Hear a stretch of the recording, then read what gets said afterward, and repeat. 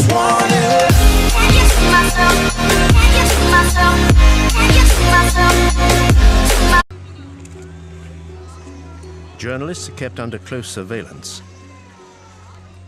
To go to North Korea is to accept the presence 24 hours a day of guides who are guarantors of the country's good image.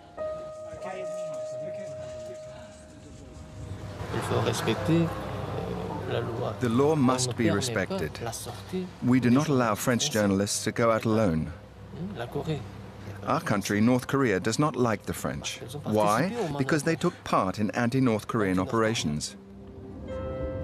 There never were any French operations against North Korea. But in Pyongyang's eyes, every foreigner is a potential enemy who has to be closely watched. It's the sworn duty of each guide to chaperone the visitor and regurgitate the regime's propaganda. Even these official North Korean guides may not be filmed. During our stay, we will be confined to our Pyongyang hotel, with absolutely no chance of being allowed to go out into the city unaccompanied. So, Mr. Han, what are we going to do? What now? Going for a stroll. Where? Here.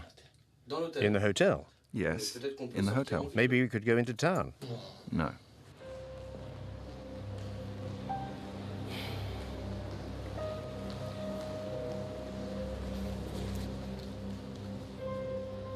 Having spent several hours wandering around the hotel lobby, we finally get authorization to go out.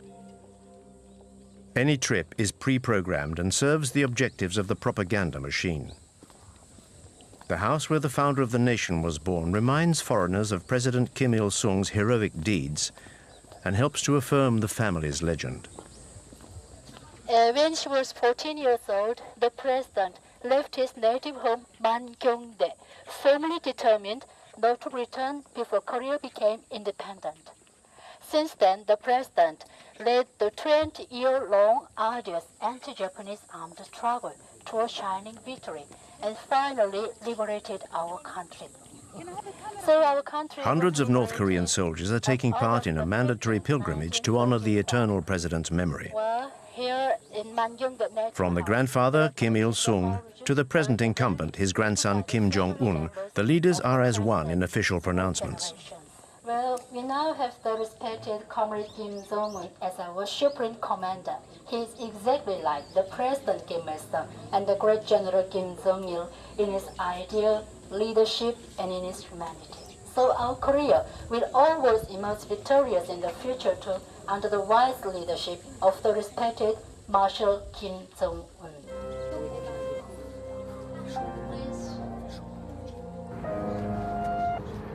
We've been given authorization to visit Pyongyang to film the capital's latest infrastructures. The authorities are keen to airbrush the image usually associated with this country: a totalitarian regime, a family dynasty, and brutal repression. This shiny, brand new hospital is exactly the sort of publicity the regime wants. On the 3rd of November last year, Marshal Kim Jong-un visited our hospital. He was very happy. He said he felt like he was walking into a palace. Look at that chandelier up there. That is our emblem. It represents a woman's bust. This is the room which our glorious leader, Kim Jong-un, visited on the 3rd of November. Come in.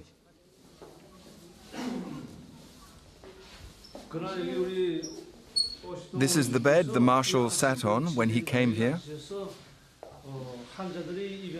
He asked how long the patients stay here.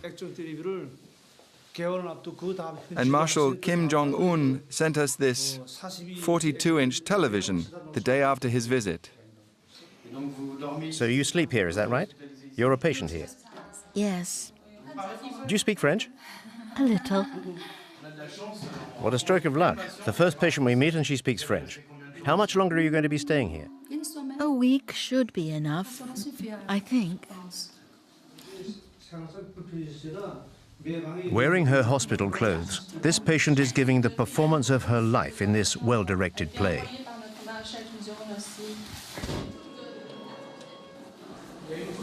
Is that a power cut?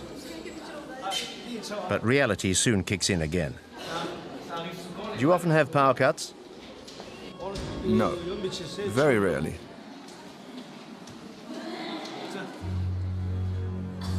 The hospital's employees do their best to remain unmoved by such events.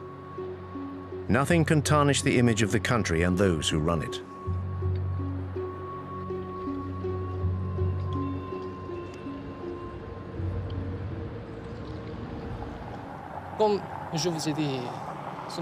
As I said to you this morning, our country is at loggerheads with the USA, Japan, and South Korea.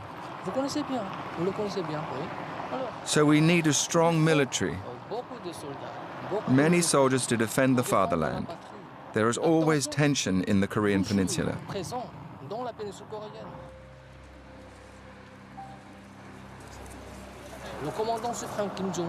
And Commander Kim Jong-un is very young. He has declared, if our enemies dare to light even the smallest fuse of a war, Korea will strike a lethal blow, which will definitively unite the country. Reunification of our nation is the most fervent wish of every Korean. This desire for reunification dates from the end of the Korean War in 1953, when the peninsula was split into two countries. But no peace treaty was ever signed. Officially, the two Koreas are still at war. North Korea was subsequently run by Kim Il-sung until 1994, and then by his son, General Kim Jong-il, who died on the 17th of December, 2011.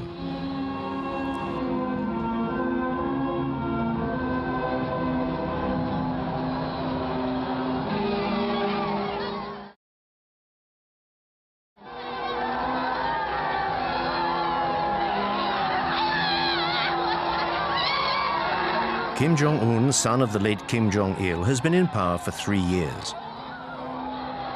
In life or in death, the Kim dynasty's power over 24 million North Koreans endures.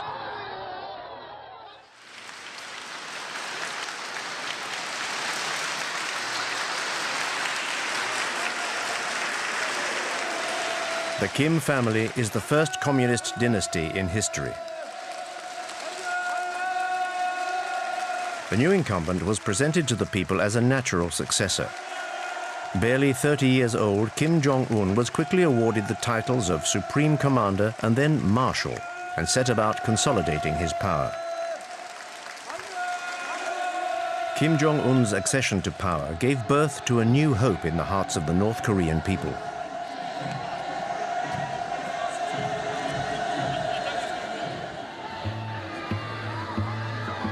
More of a modernist than his father, he built theme parks and was accompanied at public appearances by his wife.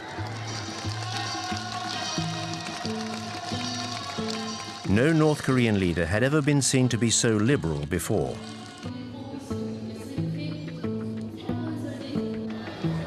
Kim Jong-un cultivated his image right down to his posture, which was designed to be reminiscent of his grandfather's. Propaganda has now established him as the third strongman of the North Korean nation. The leader is the country's brain and the people are its body. Our guide is here to remind us of this. Marshal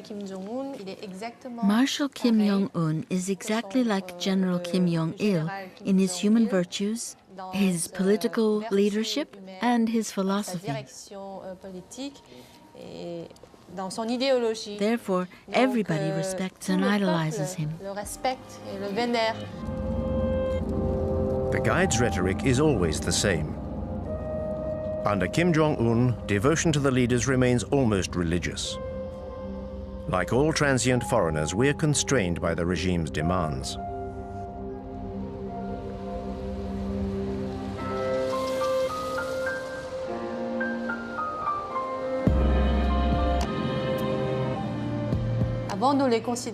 Before, we thought of them as leaders or heads of state. Now, we think of them as our family's fathers. Be it children or old people, be it men or women, the entire Korean nation considers them to be our fathers. In his 3 years of absolute power, Marshal Kim Jong-un, like his father and grandfather before him, has become part of the intimate fabric of Korean families. This retired scientist and her granddaughter are typical of this devotion to the regime. What are your feelings towards the Marshal? Like everyone else, I feel that Marshal Kim Jong-un is the embodiment of our destiny. He is our future and a father to us all. You foreigners could never understand how much we venerate our Marshal. The whole Korean population places its future and destiny in his hands. It is thanks to Marshal Kim Jong-un that I am wealthy and can live like this. In fact, maybe you know the song which speaks of the rise of our young nation and tells how our country will be built by the people under the guidance of Comrade Kim Jong-un. Thanks to him, our future will be brilliant and socialism will triumph.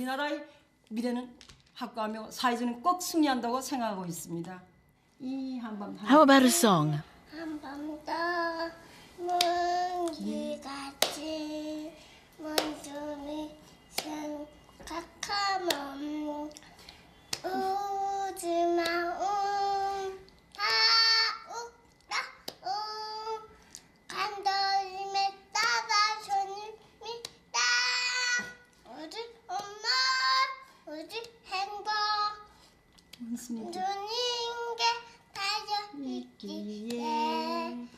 아침 저녁 소원은 하나 원수님의 안녕입니다. You see, even little children miss the Marshal, so they salute him in their songs. Your granddaughter who just sang, she's 2 years old. What kind of future do you want for her? What kind of country will she live in? I feel sure that she will live in a strong and prosperous country that will incarnate the might of Mount Baekdu. That she will live in a world where she will have no cause to envy others.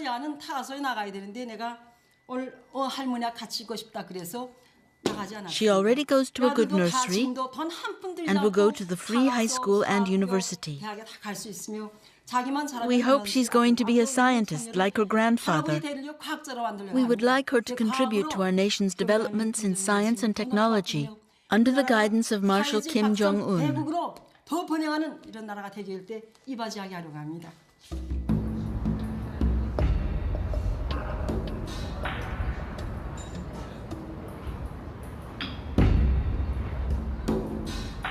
Under Kim Jong-un, the nation's future elite is being coached in Pyongyang's model schools.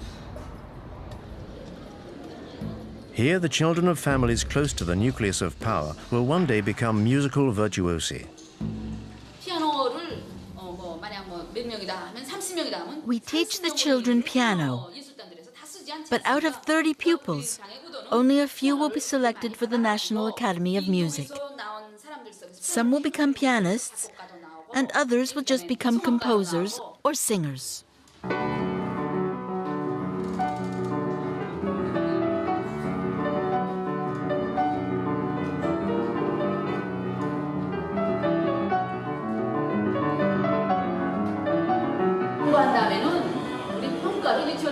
Our junior school gives out these red stars as rewards to children for good work. And when they see these stars, it also makes them want to join the army.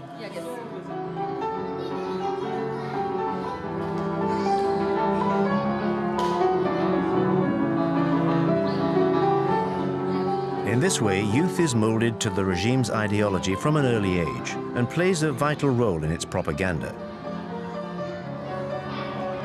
The children have to be adorable. They're cosseted and well-fed. These are the regime's privileged few, the keepers of its eternal future.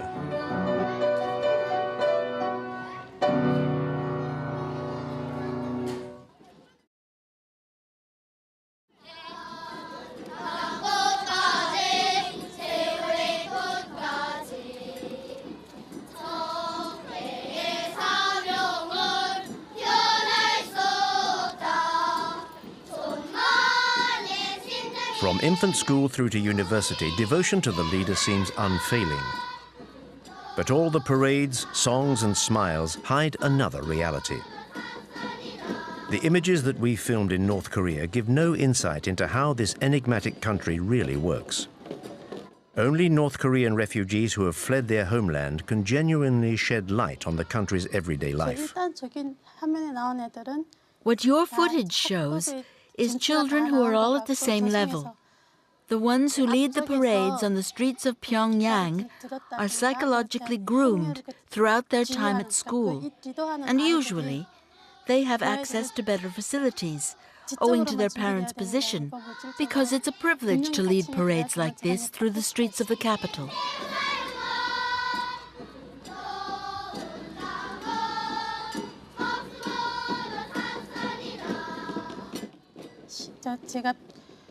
The difference between the kids from Pyongyang and the kids from the countryside is their size. The children from the capital are much bigger than the country kids of the same age. This is due to lack of protein in their diet.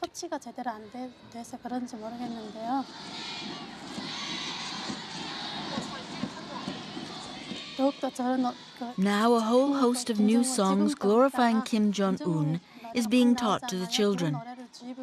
And they teach them to us, their parents. If children sing any song that is in any way critical of North Korean socialism, they're censured in front of their classmates.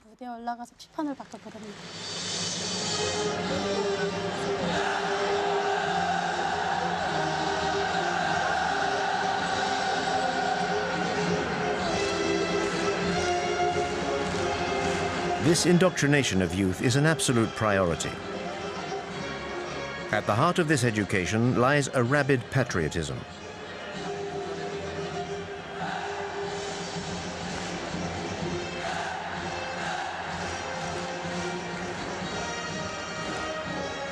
These children are the future of North Korea and have to be ready to defend their nation. These mass spectacles are designed for the North Korean nation to promote its sense of power.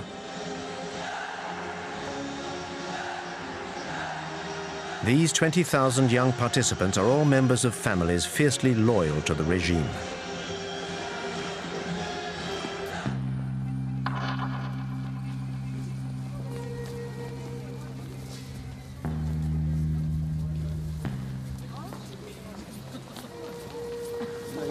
These Pyongyang citizens are an essential part of the regime's rhetoric, at its very core. Students, teachers, and high-ranking military officers whose loyalty is beyond question. These men and women from the capital's elite are the only people allowed to meet foreigners. Like the Park family, a couple of university professors hand-picked by our guides. The Park family's exemplary conduct has enabled them to move into this block of flats. I'm still emotional talking to you now. We used to live on Mansadong Hill over there, in a flat on the 15th floor of a building, where those two statues of our leaders are. We were given this apartment on the 2nd of July, 2012. Marshal Kim Jong-un came to visit us on the 4th of September 2012. He looked at every room, even the bathroom. He turned on the tap and the water ran freely, so he was very pleased. I couldn't believe how lucky I was to be able to live in a flat like this. When our Marshal Kim Jong-un visited us, I even asked him, "Dear leader, why is it that a family like ours is allowed to live in such a luxurious apartment?" The Marshal said, "In our society, teachers and their families are the people who are entitled to the greatest respect. If people like you can't benefit from living in a place like this, then who can? You deserve to live here." That's what the Marshal told me. A model flat for a model family. Happiness, North Korean style, is, like everything else, stage managed. In order to ensure their loyalty and to disguise the iron rod hanging over the population, Kim Jong-un has transformed Pyongyang into a shop window for the regime's privileged few. Our Marshal Kim Jong-un is trying to ensure that all our people can enjoy a happy life. He wants the people to be able to live in a civilized country, a civilized and socialist country. It is his will and his intention that the people may one day enjoy a very modern lifestyle. This shows that we're trying to develop not just the leisure industry, but also sport, healthcare, and culture. We're trying to live in a more civilized world, basically. The despot Kim Jong-un has decreed the North Koreans should have fun. The country has supposedly entered a new era with fun for everyone. At least, that's the image that the authorities want to display to foreign visitors. On the outskirts of Pyongyang, this equestrian center is Marshal Kim Jong-un's latest creation. This equestrian center is for the benefit of everybody: workers, employees, old people, and even small children. Nothing is left to chance. There's no room for improvisation. I'm on my way. They want to see the merry-go-round. Get everything ready quickly and let the others know. We're on our way.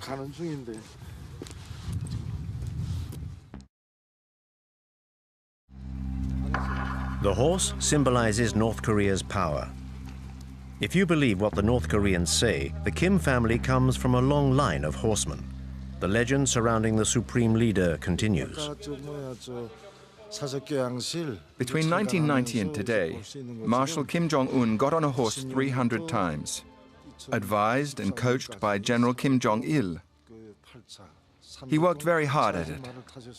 In order to become a great horseman, he studied and read many books which enabled him to master every aspect of horse riding. That's why he's such an expert now. The myth surrounding Kim Jong-un borders on the grotesque. Indoctrination seeps into every aspect of life. Our presence here serves to export this ultra-propaganda across the country's borders.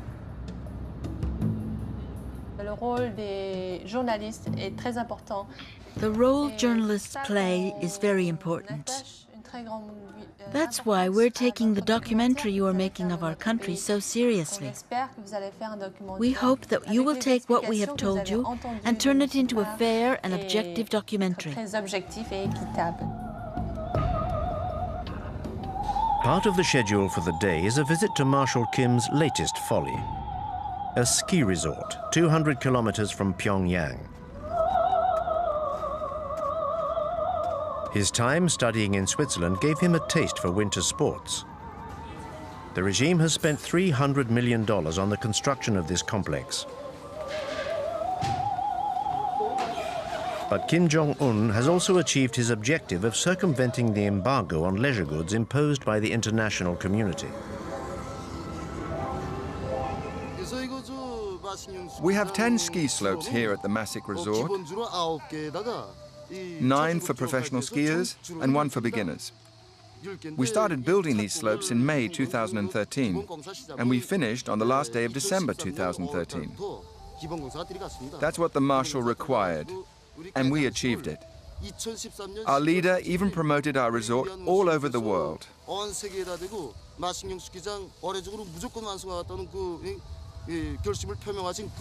Skiing is part of our country's culture. And so Kim Jong-un wanted this resort built to develop our civilization.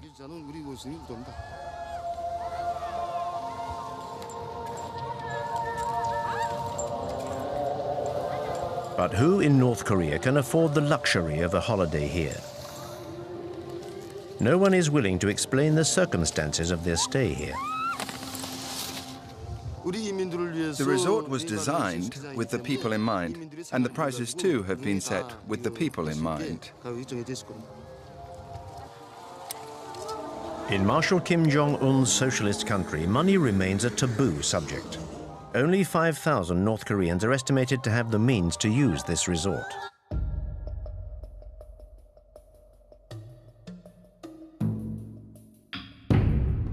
In the opinion of this North Korean refugee, these new facilities are unacceptable. 중요한 건 아니고요.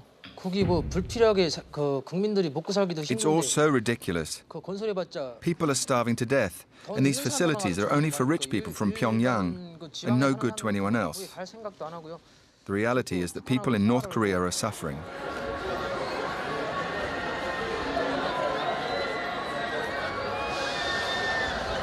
이런 건설하는 거 이런 거는 그냥 When I see all these leisure facilities being built, I think to myself that it's just to placate the people and show people abroad that the country is capable of achieving these things.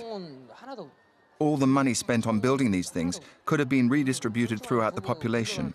This is just throwing money out of the window.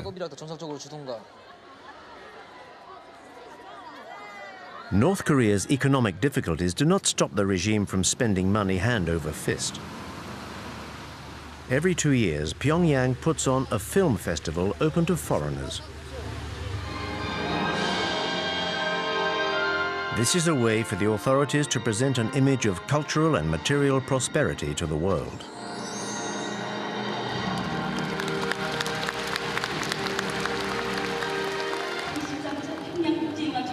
We declare the 13th Pyongyang International Film Festival open.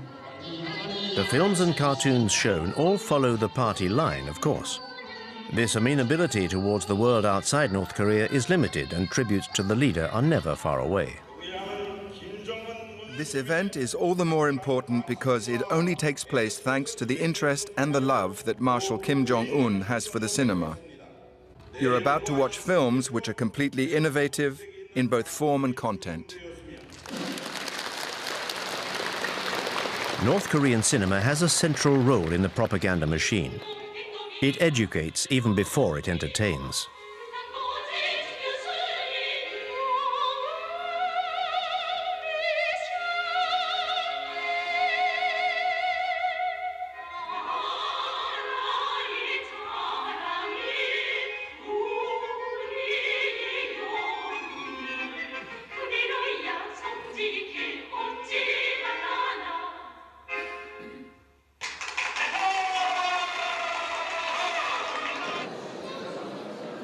The film festival also allows the regime to present itself in a good light, a message relentlessly driven home by the Ministry of Culture. We want independence, friendship, and peace between peoples. All over the world? Yes, all over the world. A select group of dignitaries and a few foreigners are being treated to a soirée orchestrated by the great and good of the regime.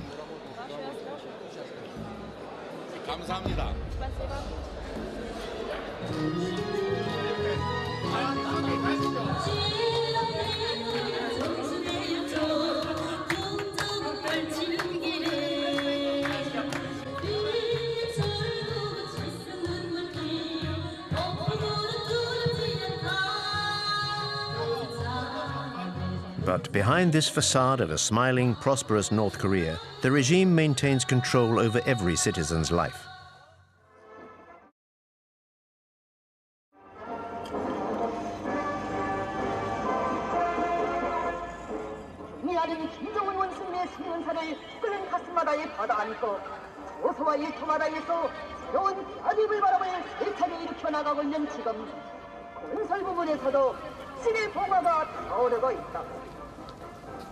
평양 원숭이의 10년차를 넘게 맞서서 송청강 기관식발전소 건설장과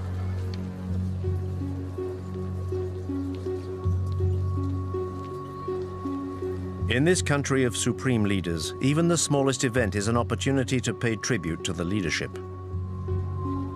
Under North Korea's totalitarian system, there is no other choice.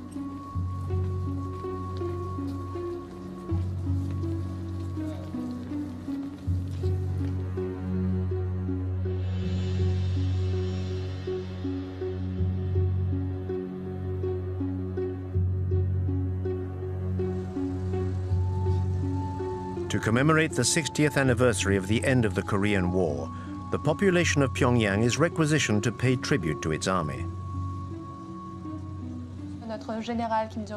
General Kim Jong-il said, "To safeguard our country, one can live without candy, but one cannot live without bullets."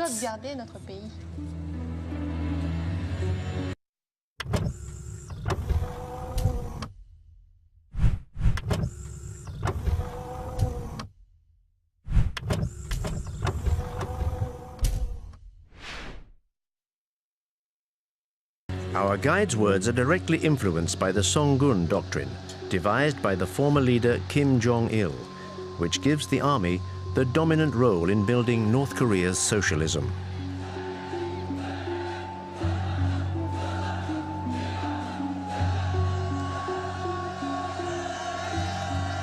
Like his father, Kim Jong-un perpetuates the tradition of large public parades. In this way, he sets the scene for his own power and that of North Korea.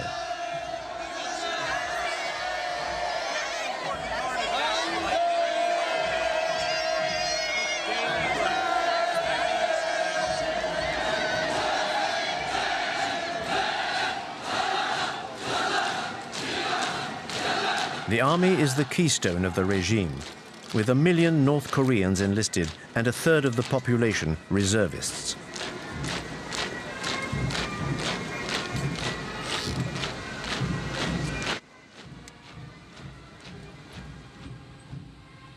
북한의 열병식은 독특한 대열 방식입니다. These parades are quite remarkable. I think they used to do something similar in the former USSR.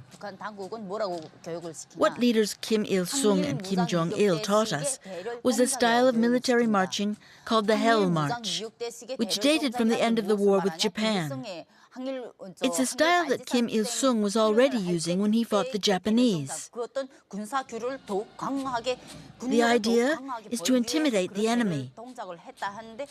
When you do a hopping goose step like that, it's rough on the stomach. When we trained, we were told to wear 2 leather belts done up very tightly under our belly.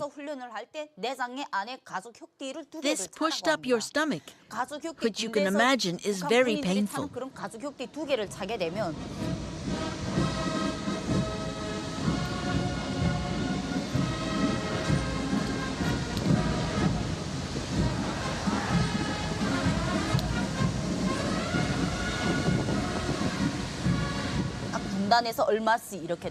I took part in training for these parades while I was a student at military college.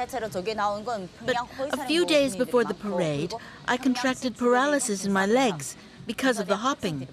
So I was unable to take part and had to go back to college. The training is extremely hard.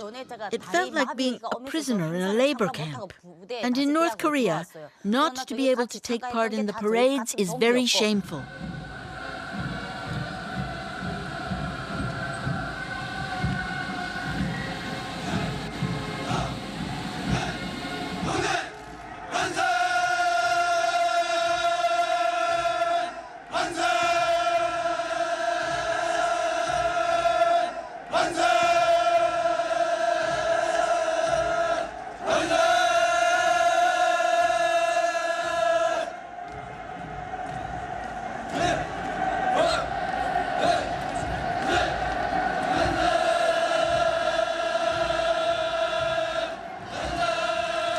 In order to establish his authority over the army and the party, Kim Jong-un took his inspiration from the darkest days of Stalinism.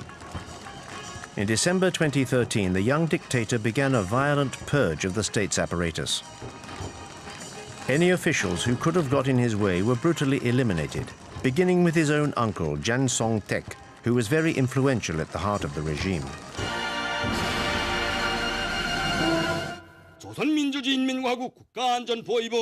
The Special Military Tribunal of the Ministry of State Security of the Republic of Korea has found the accused, Jang Song-taek, guilty of acts of subversion against the state.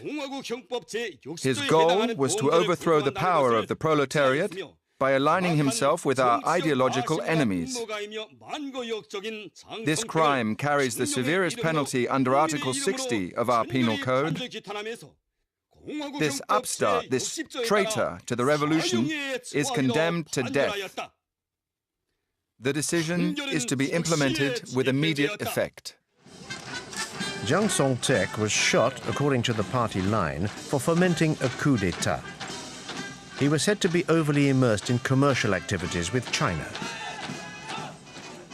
Any hope of the regime relaxing its approach was definitively snuffed out. Kim Jong-un has asserted himself as a warlord. His frequently bellicose directives are followed to the letter by North Korea's soldiers. After the Kim Jong-un regime took power, training became more and more intense. He was determined to crush South Korea by force. He was very insistent on the weapons we had to use and ordered us to use all our ammunition on every training drill.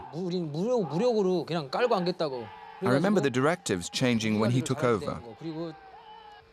We had to go up into the mountains more and more often for training sessions, 2 or 3 times a week.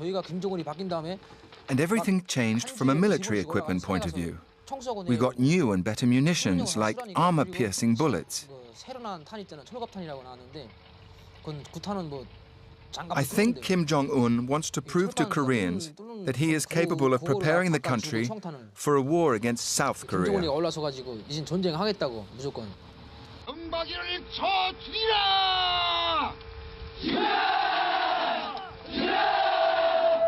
Marshal Kim Jong-un regularly challenges his southern neighbor and enemy.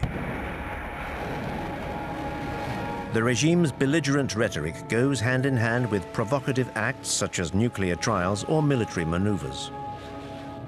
The state needs an enemy to justify the economic priority given to the military.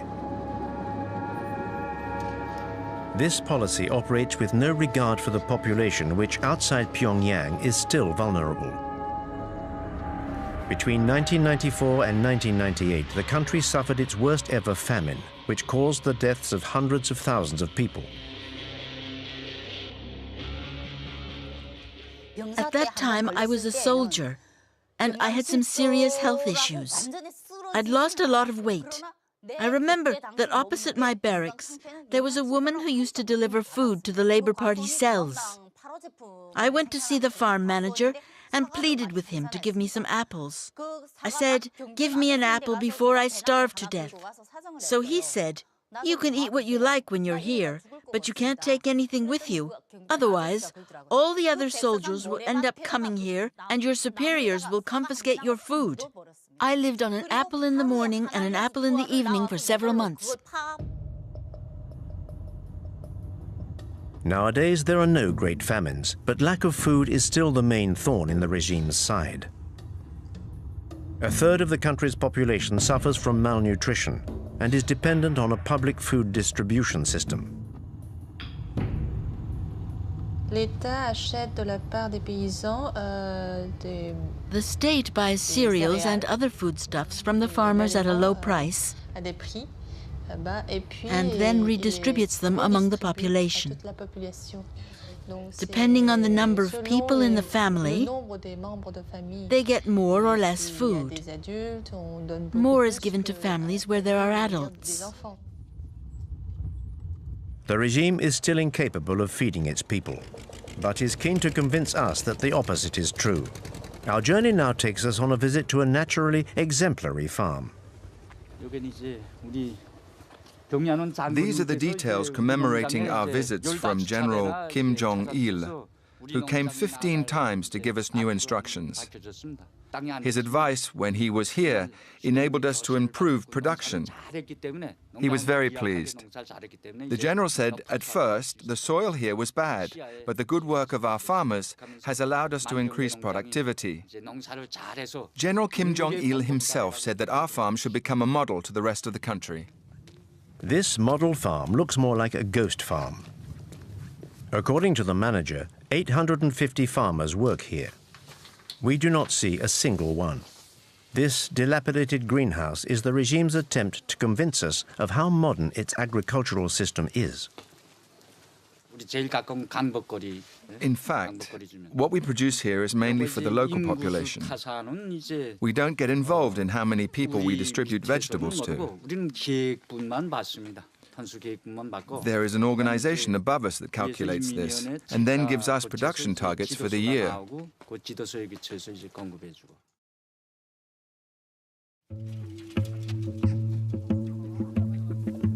But the targets set by the authorities are unattainable. In order to help the farmers, the regime takes its inspiration from the Maoist model and sends the army into the fields. As soon as our training is over, we go into the country to work with the farmers. We usually help with pricking out rice or planting corn. Every regiment is billeted to a farm near its barracks. The commanding officer might say, this barracks, you go to this farm or whatever. After the corn harvest at the end of October or beginning of November, we return to barracks to start our winter training. In March 2012, Kim Jong-un introduced a reform which allowed farmers to keep half of what they grew. But a lack of fertilizer and farm tools prevents the country from being self-sufficient, and this fundamental principle remains out of reach.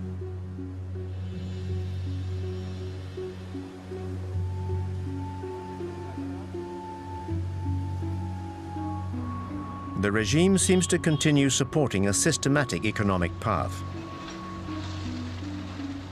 But today, it no longer has any choice but to tolerate private commercial ventures.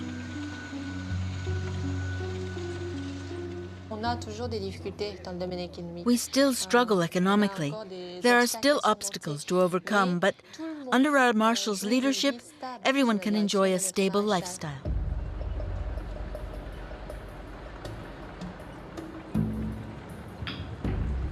The regime has succeeded in maintaining this stability by cutting off its population from the outside world. Only a handful of North Koreans managed to get around this isolation via the black market. There are smugglers who regularly cross the Two-Man River on the Chinese border and bring back contraband. I went into business with a bunch of friends, and I remember everyone copying and burning South Korean DVDs brought in from China, and then selling them in the markets. In North Korea, buying DVDs like this is expressly forbidden and goes against the regime and the law. It is actually dangerous to even own them. But there are fewer controls in the evening, so people get together around 10 or 11 and stay up until dawn watching recordings of popular TV series. I remember a very popular South Korean series which showed a casino in a capitalist country. You saw money changing hands, which we'd never seen before. Because all you see on North Korean television is documentaries about Kim Il-sung and Kim Jong-il. And it's still the same today. But in those South Korean series, I saw apartments and wardrobes full of clothes and shoes. The North Korean regime keeps on telling us that South Koreans are very poor. But the people in those series were really fashionably dressed, and I loved it.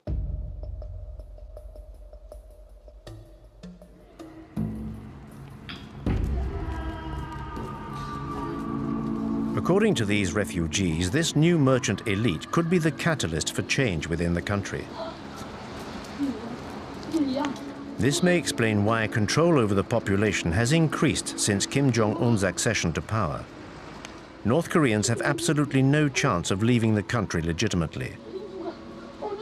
So despite the risk, many try clandestinely to cross the border into China.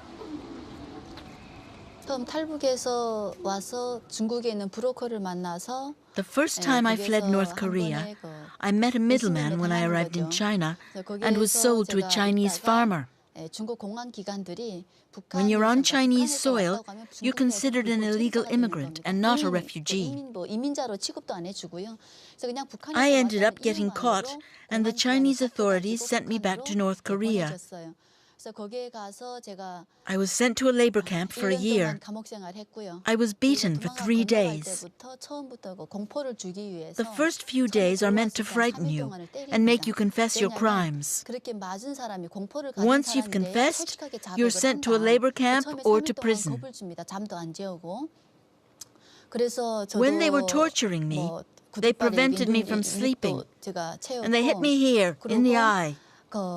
거기에서 일단 자백이 이루어지면 사회 보위부나 그 보안소 이런 When I was a border guard on the Two-Men River, it was my job to catch fugitives. 마지막에 보위부에서 조사를 하잖아요. 그럼 이 사람이 We were posted along the Chinese border in groups of 3. 유지하겠다고 중국 갔댔다 이런 월급 두만강을 넘었다 그러면 좀 When we caught a 아쉬운 fugitive, 거고, we took them to our guard post, 탈북하는 where we 이런 recorded the 그걸 time and 없이는 date at which we'd 그냥 captured them. 그냥 수용소 뭐 가든가 Then the fugitive was interrogated by our boss and transferred to the Department of Security. If the prisoner was starving, we could be lenient. Otherwise, they were sent straight to prison or the labor camp. All I did was hand them over to my superiors. We were rewarded for each fugitive we caught.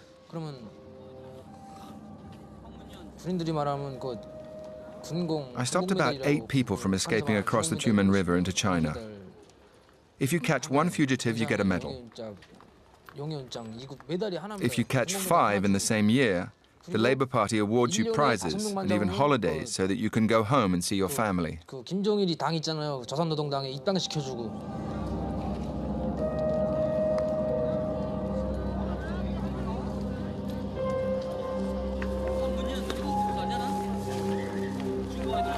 살아갈 길이 너무도 막연했어요. 그리고 이미 저는 Once I left prison, I wondered how I was going to carry on living with no identity. 국가 반역자로 이미 I was considered a traitor to the nation, so I had no future in North Korea. I tried to flee a second time. I had obtained contact details for a people trafficker while I was in prison. Thanks to him, I managed to cross the Two-Men River between China and North Korea. With the fake passport he made me, I got on a boat to South Korea the following day.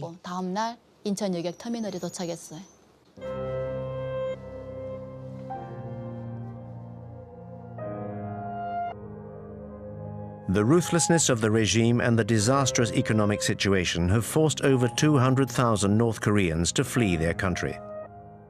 25,000 have made it to South Korea. Despite some early hope, Kim Jong-un's accession to power has not changed the nature of the regime. Never before has the contrast between the reality of this country and the image it tries to portray been so glaringly obvious.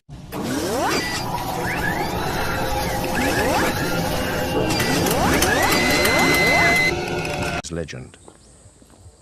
When she was 14 years old, the president left his native home, Mangyongdae, firmly determined not to return before Korea became independent. Since then, the president led the 20-year-long arduous anti-Japanese armed struggle to a shining victory and finally liberated our country.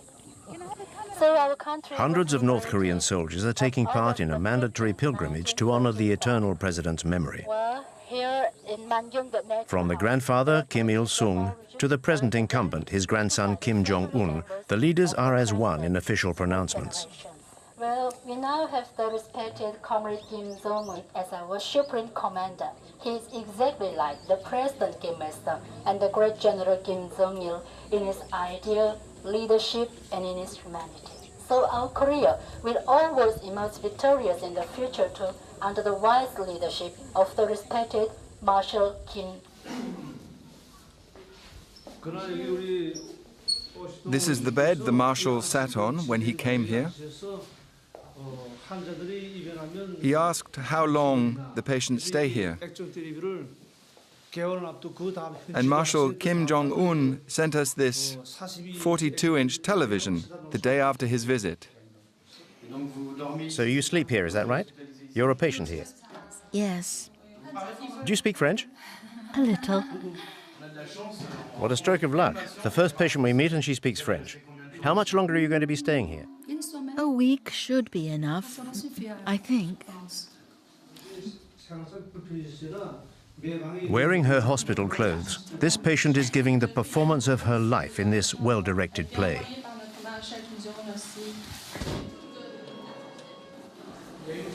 Is that a power cut? But reality soon kicks in again.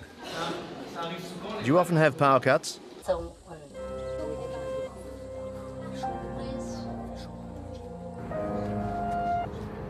We've been given authorization to visit Pyongyang to film the capital's latest infrastructures.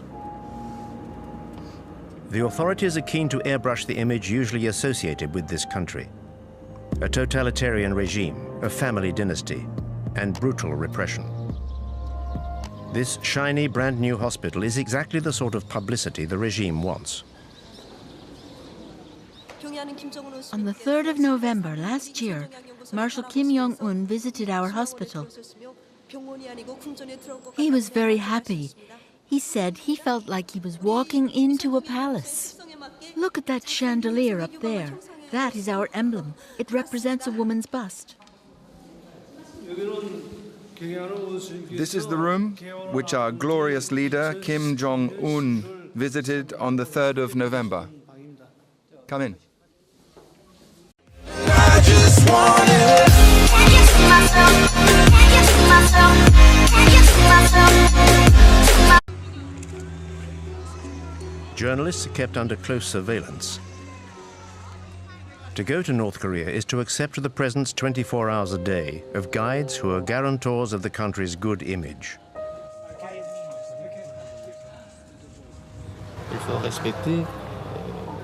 The law must be respected. We do not allow French journalists to go out alone. Our country, North Korea, does not like the French. Why? Because they took part in anti-North Korean operations. There never were any French operations against North Korea. But in Pyongyang's eyes, every foreigner is a potential enemy who has to be closely watched. It's the sworn duty of each guide to chaperone the visitor and regurgitate the regime's propaganda. Even these official North Korean guides may not be filmed. During our stay, we will be confined to our Pyongyang hotel, with absolutely no chance of being allowed to go out into the city unaccompanied. So, Mr. Han, what are we going to do? What now? Going for a stroll. Where? Here. In the hotel? Yes, in the hotel. Maybe we could go into town. No.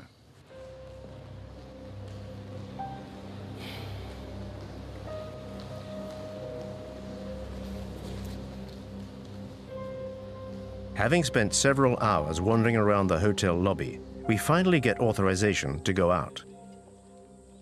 Any trip is pre-programmed and serves the objectives of the propaganda machine. The house where the founder of the nation was born reminds foreigners of President Kim Il-sung's heroic deeds and helps to affirm the family's